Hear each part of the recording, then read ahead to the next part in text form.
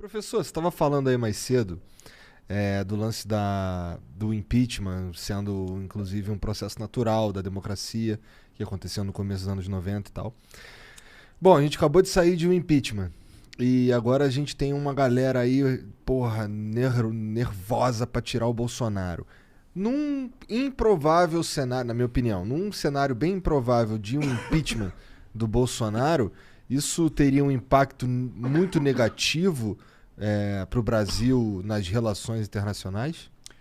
Olha, teve, assim, uma democracia, ela se consolida quando acontecem transições de poder da maneira planejada. Assim, impeachments acontecem, obviamente, eles são um pouco traumáticos, mas quanto mais a democracia consegue passar o poder de um governo que está terminando o seu mandato para outro, mais consolidada ela é, melhor vamos dizer, sua reputação também, sua estabilidade democrática, né? O que aconteceu nos Estados Unidos é um sinal de uma democracia muito fragilizada, que é a pessoa derrotada Não aceitar a reconhece própria derrota. a própria derrota. Então, o que a gente teve no Brasil, nos Estados Unidos foi uma transferência não pacífica de poder. Morreram pessoas, né?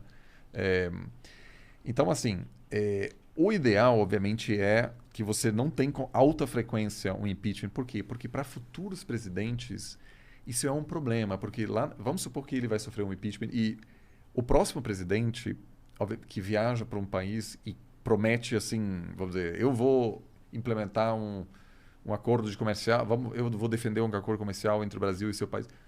Outro lado, se pergunta, será que esse cara ainda vai estar no poder daqui a um ano? Porque já que tanta gente está sofrendo impeachment, então no Peru, por exemplo, isso tornou-se um problema sistêmico. A maioria dos presidentes estava enfrentando o risco de impeachment.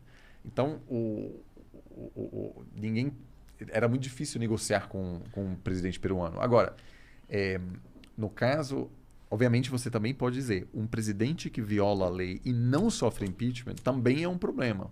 Porque daí a percepção de fora é alguma coisa lá não está funcionando bem. Porque existem leis claras e quando o presidente viola essas leis, a princípio ele deve sofrer as consequências disso, inclusive porque isso pode abrir um precedente de que qualquer futuro presidente está vendo o que está acontecendo e diz, olha, o cara conseguiu dar um jeito, então eu posso continuar no mesmo estilo, basicamente, sem me preocupar com o As leis não me atingem. Que é, vamos dizer, o maior teste da democracia, né? Se as leis atingem assim, são aplicadas contra os poderosos. Então, eu obviamente converso muito com pessoas que justamente defendem o impeachment imediatamente, mas eu conversei muito com pessoas nos Estados Unidos que trabalharam para impeachar o Trump. E aconteceu duas vezes, e duas vezes o Senado não ratificou o impeachment. No caso americano é um pouco diferente. O presidente pode sofrer impeachment no Congresso e se mantém no poder. Aqui é diferente. Quando o Congresso vota por impeachar o presidente, ele já é afastado. Entendeu? O Congresso que é mais poderoso, então. Nesse sentido. Sim. E muitas pessoas que detestavam o Trump diziam é importante o Trump perder uma eleição. Porque se você tira ele de lá, ele para sempre vai dizer eu fui tirado de maneira legal. Tudo bem, agora ele perdeu uma eleição e mesmo assim diz que foi. Então, assim, eu acho que há bons argumentos dos dois lados. E a gente está indo para o mesmo caminho aqui no Brasil, não tá? A gente vê o presidente puto com as urnas. O que é engraçado, porque ele foi eleito pelas urnas. Verdade, não reclamou. Não, e muitas vezes ao longo da sua carreira. Exato. Muitas vezes, repetidas vezes. Eu acho que a expectativa lá fora é que uma repetição do 6 de janeiro nos Estados Unidos, né? Ou seja, algo parecido aqui seria o melhor dos cenários. Ou seja, o que é? O presidente diz, o presidente é derrotado, não aceita, tem 5, 10 pessoas que morrem em confrontos, mas o novo governo assume. A gente pode não copiar essa parte aí, né? Sim, mas claro, mas digo, se for desse jeito, eu acho que seria um cenário até positivo. Consolida a democracia. Porque eu vejo poucas pessoas que hoje conseguem imaginar o Bolsonaro passando a faixa pro Lula, por exemplo, ou Dória. Nossa, acho impossível. Não, acho que pro Dória ele até passaria, acho. mas pro Lula... Eu acho. Então, Pro assim... Lula também não. O cara falou tanto, vai voltar o PT. Então, eu acho que ele daria um golpe só pro Lula não voltar. Então, assim, eu acho que isso assusta muita gente hoje, fora, que inclusive investidores que estão pensando... Olham o mercado brasileiro e dizem, olha, eu vou ver o que acontece no fim do ano que vem, porque se rolar bagunça, tiro, etc. Eu falei com um representante de um banco de investimentos, ele falou assim, a gente não gosta de tiro porque daí a gente não consegue entender quais serão as regras de investimento, como a economia vai reagir, etc. Então, isso claramente é um problema. O risco político Brasil está super elevado. O dólar meio que reflete isso. O dólar, mas também os investimentos. Se você hoje a participação de investidores estrangeiros na Bolsa Brasileira é muito menor do que era antes. O que para nós pode ser positivo. Mas o que não... Você estava falando disso agora aqui. Pode ser. Aí eu não entendo muito de Bolsa, mas pode ser uma chance de... Não, mas a princípio... Porque, tem uma forte presença se o estrangeiro saiu positivo. fora, quer dizer que se por acaso o Brasil melhora e a gente investe agora, quando os estrangeiros voltarem, que eles têm muito mais dinheiro que a gente, eles vão inflar a bolsa e quem estava investido antes ganha. Mas o investimento, obviamente, é fundamental também para viabilizar o crescimento. Sim, exatamente. Né? Ou seja, mas e o investimento externo, né? que é crucial para viabilizar essa melhora. E a gente está num dólar alto, faria sentido para o cara investir aqui, porque o dinheiro dele vale mais. E a situação até pode piorar, porque se a taxa de juros nos Estados Unidos subir, que pode acontecer no momento, né, porque tem um risco de inflação, aí muita gente tira o dinheiro daqui, coloca lá, porque tem um bom retorno. Sim, sem e muito risco. Exato, muito menos risco. Então, assim, eu infelizmente acho que a gente pode sim ter uma repetição com uma grande diferença. As Forças Armadas americanas não sonham com a volta para algum passado autoritário. Eles nunca ameaçaram um presidente civil. Ou seja, o controle civil sobre as Forças Armadas americanas é, assim, 100% seguro. Nunca houve uma dúvida sobre como as Forças Armadas iam se comportar no dia 6 de janeiro nos Estados Unidos. Aqui eu acho que tem muita dúvida. Tem muita dúvida. Então, mas muita mesmo. Por isso muita gente de fora olha e diz... Está acontecendo uma coisa parecida com os Estados Unidos, só que as Forças Armadas brasileiras, o que vão fazer? O resultado não vai ser o mesmo, talvez. Então, por isso, eu acho que muita gente está agora dizendo, olha, eu vou aguardar um pouco o que vai acontecer. E isso é uma preocupação da comunidade internacional, porque o Brasil é uma das maiores democracias do mundo. E uma erosão da democracia brasileira representaria, inclusive para o governo americano, um desafio grande sobre como lidar com aquilo. Porque daí tem uma série de questões. Será que a gente vai isolar o país? Será que a gente... Nossa, é o fim do mundo essa porra acontecer. Então... se o Bolsonaro dá um golpe...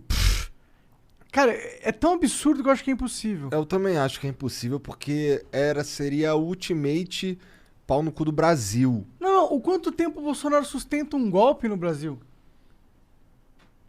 O cara não consegue nem sustentar uma comunicação internacional, vai sustentar um golpe. Cara do professor. Tirar uma risada do alemão é difícil. Eu acho que a gente precisa estudar rupturas em outros países para ter uma noção disso. Eu acho que eu acho que o plano de qualquer autoritário não é evitar uma ruptura clássica, porque essa sempre pode causar uma reação negativa da comunidade internacional. Então, vamos dizer, as erosões mais típicas agora acontecem ao longo de muitos anos. A Venezuela, por exemplo.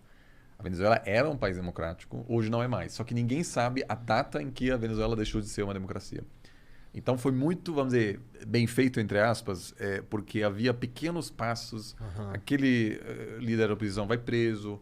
Eu vou mudar a lei para que os juízes só terão indicação temporária. Então eles vão estar com medo do governo porque eles querem que os seus cargos renove.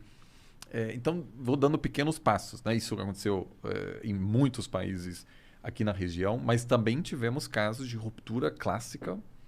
E a comunidade internacional não pode fazer tanto. Às vezes, né, isso é o que você estava dizendo, a gente tem a expectativa de que alguém vai fazer alguma coisa. Mas quando o Fujimori, por exemplo, deu golpe em 92, no Peru, o Brasil falou, olha, o que vamos fazer? A gente não tem o que fazer. E foi naquela época, foi ainda o governo FHC que... O FHC não foi para a inauguração do próximo mandato do Fujimori. Para mostrar que ele não estava gastando aquilo. Mas assim... Foda-se. Não vai mudar nada. Então, infelizmente, os mecanismos que foram estabelecidos na América Latina ao longo das últimas décadas, que em vários casos golpes foram... Rolou uma vista grossa. Vamos dizer, aconteceram, em alguns casos, até a comunidade regional conseguiu parar. Por exemplo, o Paraguai teve uma tentativa de golpe em 96. O presidente que estava ameaçado, ele pegou um avião particular para Brasília, falou com o FHC e o FHC ligou para um soldado, um general brasileiro que conhecia esse general golpista paraguaio. E o general brasileiro disse, olha, se você der golpe, a gente vai te isolar economicamente e o Paraguai vai colapsar. E aí esse cara, o general Viedo, decidiu não dar golpe. Caralho! Caralho! Inclusive, isso é uma história incrível. O embaixador brasileiro em Assunção fez uma festa de aniversário dele, mas não era o aniversário dele, para chamar esse Oviedo e toda a High Society de Assunção para que o presidente pudesse, durante essa festa, pegar o aviãozinho para o Brasil para ter a palavra. Ele queria que isso fosse feito ao vivo. E o FHC conta isso nas memórias dele. Mas a gente também entrevistou o presidente Vasmossi, o Paraguai naquela época, que disse, olha, você tem que resolver isso para o FHC. E o FHC agiu e protegeu a democracia paraguaia. Cara. É um dos grandes aí ele momentos. ganhou uns pontos na minha concepção. Tá vendo? O FHC ganhou uns pontinhos aí. Tá vendo? Aí, você é James Bond. Só que isso hoje não é difícil imaginar disso acontecer. Né? Então, assim, cenários assim... Tanto o FHC quanto o Lula tentaram parar o Chaves. Chegaram a conversar com ele. Tem vários relatos dos dois dizendo, olha, você precisa respeitar a oposição. O Lula tentou parar o Chaves? Porque tem uma história... Por que deixou o Silvio Santos passando tanto tempo na TV? Tô brincando. Olha, desculpa. Caralho, cala a boca. Pode me cutucar agora. Muita gente acha que o Lula e o Chaves eram aliados. Mas o projeto do Chaves era uma ameaça à liderança brasileira.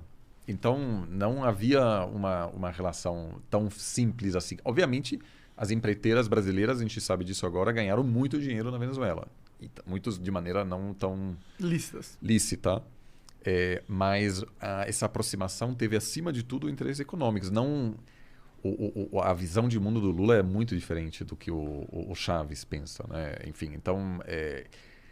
A Venezuela era um problema para o Brasil porque, por meio de subsídios de petróleo, etc., a Venezuela queria se projetar como uma liderança latino-americana. E o Brasil dizia, opa... nós que essa porra aí, meu irmão.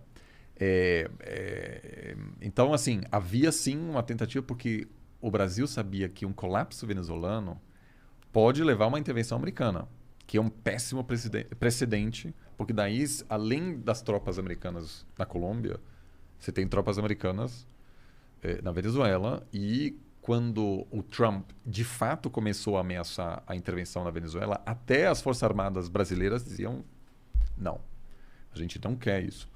Então, um país colapsado perto de você sempre é o problema. Refugiados, narcotráfico. Hoje a Venezuela é um narco-estado. Então é muito ruim para o norte brasileiro. O narco-estado, ou seja, eles produzem muita droga. Produzem muita droga, mas mesmo da mesma forma, né? Eu não aqui quero comparar o Afeganistão com a Venezuela, mas ambos os países têm um problema de governança. O Estado não está presente em todas as províncias. É como se o Rio de Janeiro, as favelas, fosse o país inteiro. Bom, no caso venezuelano, obviamente, por ser um país de muita extensão, sempre teve problemas de acesso no sul, sobretudo, né? Perto da Amazônia, etc. Mas você tem um ambiente no qual o crime organizado pode operar livremente, porque não tem fiscalização. Né? E então o Cartel de los Soles, que é o principal cartel, se chama assim porque na Força Aérea Venezuelana tem um sol.